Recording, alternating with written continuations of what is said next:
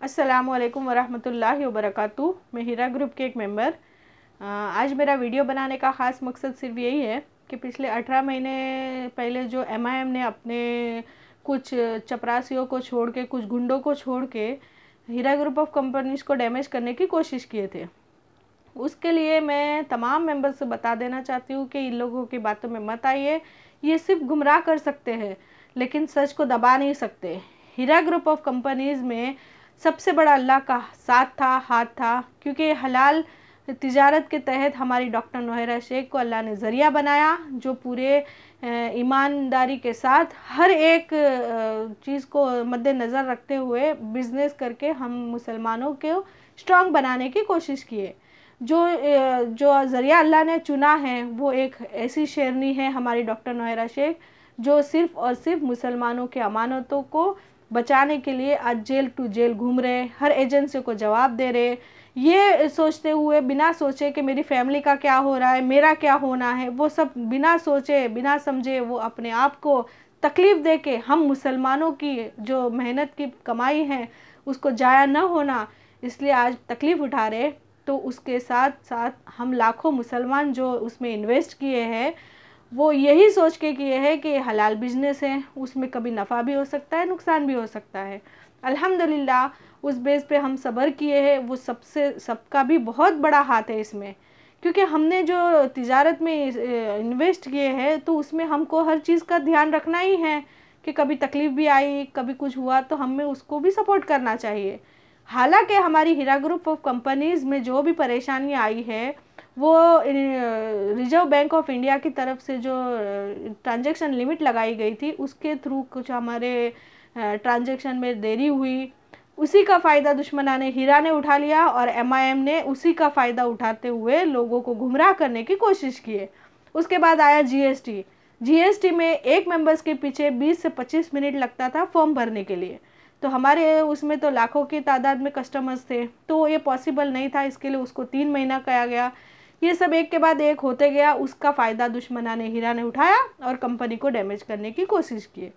ये जो भी हम वीडियो बनाते हैं, जो भी बात लोगों तक पहुंचाते हैं, वो हम ऐसे ही बैठ के नहीं पहुंचाते, हमें भी मर के अल्लाह को जवाब देना है। हम हैदराबाद गए थे, कई लोगों के वहाँ के रहवासियों से पता चला कि एमआईएम किस तरीके से मुसलमानों को डैमेज करता है और मुसलमानों की प्रॉपर्टियों को किस तरीके से उनकी नज़र रहती है। वो कब्रिस्तानों की ज़मीनों को नहीं छोड़ते। तो हमारी जो आपा ने जो इतनी अच्छी अच्छी जगह पे जो प्रॉपर्टियाँ बनाई उसके ऊपर उनकी नज़र थी। उसके बाद आते हैं हम जो भी अभी लोगों को गुमराह करके एफआईआर करने के लिए मजबूर किए, आज वो अपने ऑफिस में बैठ के, एमआईएम के गुंडे ऑफिस में बैठ के हमारी आपा डॉक्टर नोहेरा शेख को जान से मारने की धमकी दे रहे। यही से पता चलती है इनकी असलियत कि एमआईएम के गुंडे किस तरीके से अपने आप को सामने ला रहे कि ये किस औकात के हैं। उसके बाद कुछ लोग औरतें आके वहाँ पर ये बोल रही है कि हमने इंटरेस्ट पे पैसा लिए और बैंक से पैसा लेके हीरा ग्रुप ऑफ कंपनीज़ में इन्वेस्ट किए। तो उन बेवकूफ़ों से मैं सवाल पूछना चाहती हूँ कि जिस तरीके से हमारे अल्लाह और अल्लाह के रसूल का फरमान था कि सूद का लेना और देना अल्लाह से जंग करने बराबर था, तो अल्लाह का वो फरमान उन्होंने तोड़ा। दूसरा रूल्स ये था हमारी कंपनी में कि इसमें कोई गलत पैसा नहीं आना चाहिए, ये था सूद से पाक बिजनेस था, उसमें वो गलत पैसा यूज़ किया तो वो एक कंपनी के रूल्स तोड़े हैं। तीसरा है इंडियन के कानून के हिसाब से PMLA act, prevention money laundering act के तहत नॉन बेलेबल वारंट तक इश्यू हो सकता है, क्योंकि ये बड़ा जुर्म है। हमने पैसा कुछ बैंक से कुछ वजह से उठाए और उसको कोई फाइनेंशियल कंपनी में इन्वेस्ट करना भी हमारे इंडिया के लॉ के हिसाब से गलत है।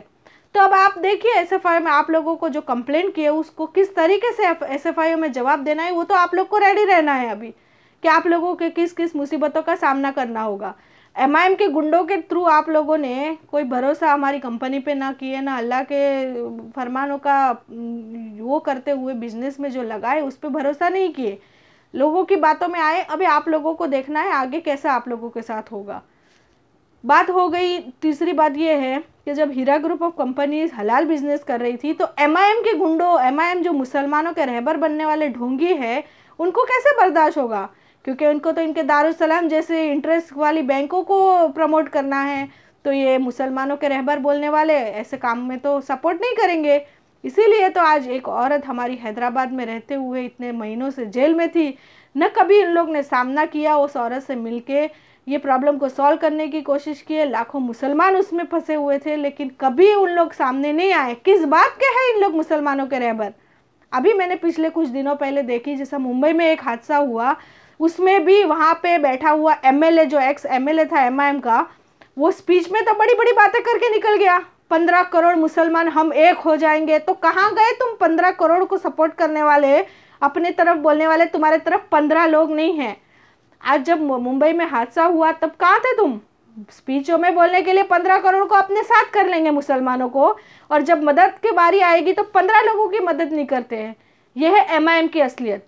ये अपने आप को असदुद्दीन ओवैसी बैरिस्टर बताता, एमपी का वो है, वो इतना बड़ा।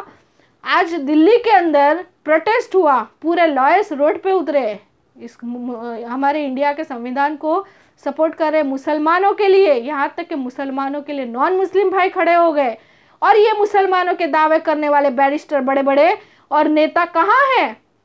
अगर ऐसा सही में मुसलमानों का रहबर होता तो सबसे पहले वो बैरिस्टर था, तो वो जो लॉयर्स प्रोटेस्ट कर रहे थे वो आगे होना चाहिए था। ये मुंबई का भी तो जो है वारिस पठान लॉयर्स है ना, तो क्यों नहीं ऐसे प्रोटेस्ट में शामिल होते? जब यहाँ पर बात हो रही है मुसलमानों की, आज मुसलमानों को हाल से बेहाल किया गया दिल्ली में, कई लाखों लोगों का लाखों करोड़ों रुपए का नुकसान हुआ, कई फैमिलियों की जान चली गई। कहाँ छुप के बैठते हैं ये लोग मुसलमानों के रहबर बोलने वाले? सिर्फ बोलने के लिए स्पीचों में मुसलमानों के, ये सरासर गलत है। और ये मुसलमान और इस्लाम को बदनाम करने वाली पार्टी है। AIMIM पार्टी को, हमको लोगों को असलियत सामने लाना बहुत ज़रूरी है, क्योंकि इस्लाम के लिए खतरा है। ये हमारे मुसलमानों का और हमारे इस्लाम का नाम खराब करने वाली पार्टी है, और इसने हमारी कंपनी को डैमेज की, और उसके साथ लाखों मुसलमानों को जो परेशान हाल किए, उसमें सिर्फ और सिर्फ MIM का हाथ है। हम ऐसी पार्टियों को सपोर्ट भी नहीं करेंगे, बल्कि लोगों तक उनकी असलियत पहुंचा के उनको बोलते ना पूरी तरह ख़त्म करना है होगा, क्योंकि ये बहुत परेशान कर दिए मुसलमानों के नाम पे। ऐसी ऐसी स्पीच दे के आज हर जगह पे बोलते ना, इन लोग की स्पीचों की वजह से कुछ ना कुछ एक्शन का रिएक्शन होता है। तो ऐसी पार्टियों को क्यों हम सपोर्ट करना?